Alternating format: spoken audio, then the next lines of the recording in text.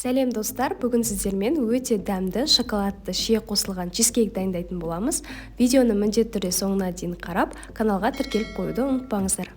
Ең алдымен ыдысқа ұн, какао, қант, шым-шым тұз салып араластырамыз. Үстіне салқын сары майды салып, қолымызбен араластырып, крошка жасаймыз. Дайын болған крошканы диаметрі 20-22 сантиметрлік формаға салып, тегістеп аламыз.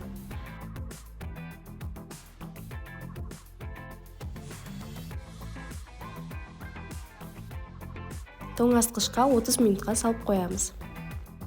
Енді салмасын жасауға кірісейік, алдымен 100 грамм шоколадты су моншасында ертіп аламыз.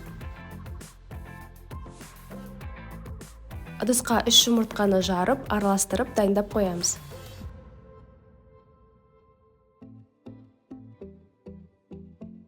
Сүзбелі ірімшікке қантты қосып, лопатканың көмегімен жақсылап араластырамыз. Одан соң жұмыртқаны аз-аздан қосып араластырып отырамыз.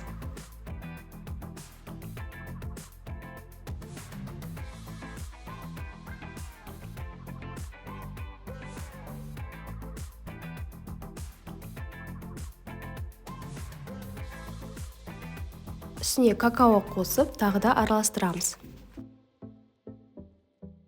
Содан соң ертілген шоколадты және 33% клейгейді қосып, жақсылап барлығын араластырамыз.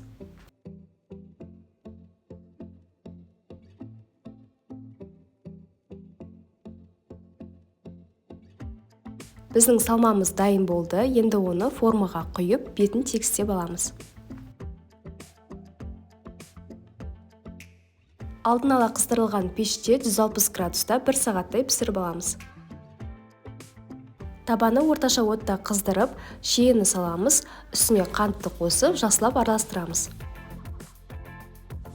Одан соң су және крахмалды қосып, 5-7 минуттай қоюланғанша араластыратын боламыз.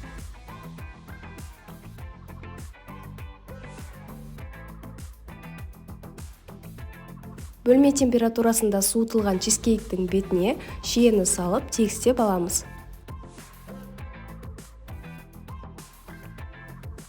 Тоңазытқышқа кемінде 5-6 сағатқа салып қоямыз. Біздің шоколадты шие қосылған чизкейкіміз дайын болды. Жасап көріңіздер, өте дәмді болып шықты. Рецепт ұнаған болса, лайк басып, каналға тіркеліп, достарыңызбен бөлісуді ұмытпаңыздар.